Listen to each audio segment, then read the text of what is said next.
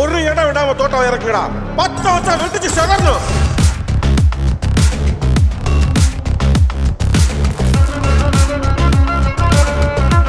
எட்ரா கொக்கி.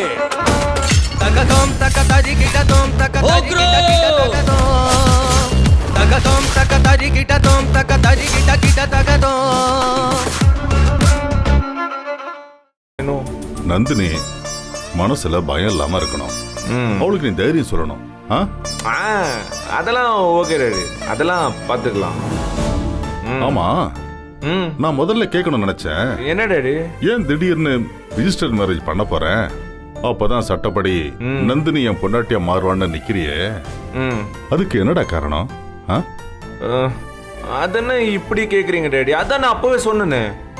அதான் டாடி, உன்னை பத்தி எனக்கு நல்லா தெரியும்டா. நீ இந்த மாதிரி ஏதாவது ஒரு விஷயம் பண்றன்னா அது கண்டிப்பா உன் அம்மா விருப்பத்தை தான் பண்றேன்னு எனக்கு நல்லா தெரியும். அதுக்காக தான் கேக்குறேன். இப்ப ரிஜிஸ்டர் மேரேஜ் பண்றேன்னு சொல்றியே, அது நிஜமாவே நந்தினி மேல அந்த அளவுக்கு அன்பு இருக்க?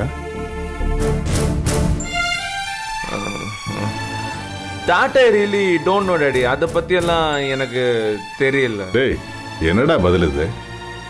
நந்தினி மேல உனக்கு அன்பு இருக்கான்னு கேட்டேன், தெரியலங்கற? ஆமா டாட், ஆமா, ஐ ப்ராமிஸ் யூ. அது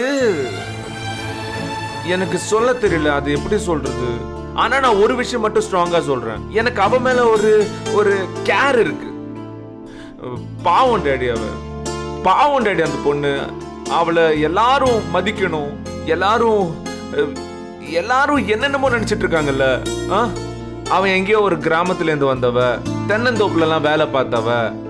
அவளுக்கெல்லாம் இந்த சிட்டியோட கலாச்சாரமே தெரியாது, நாகரிகம் தெரியாது, படிக்க தெரியாது, அந்தஸ்து இல்ல, ஸ்டேட்டஸ் இல்ல, எஜுகேஷன் இல்ல, 4 பேர் கூட பேச தெரியாது. ஓய்யோயோயோயோ டாடி. ஆனா இதெல்லாம் பண்ணிக்கிட்டு இருக்காங்களே, இதோ இவங்க கிட்ட இதெல்லாம் உடைச்சு காட்டுறேன். அப்படி எல்லாம் பேசுற யாரை விடவும் நந்தினி திறமையான ஆளுன்னு நான் காட்டுறேன் டாடி. அப்படி ஒரு நாள் டாடி கண்டிப்பா வரும்.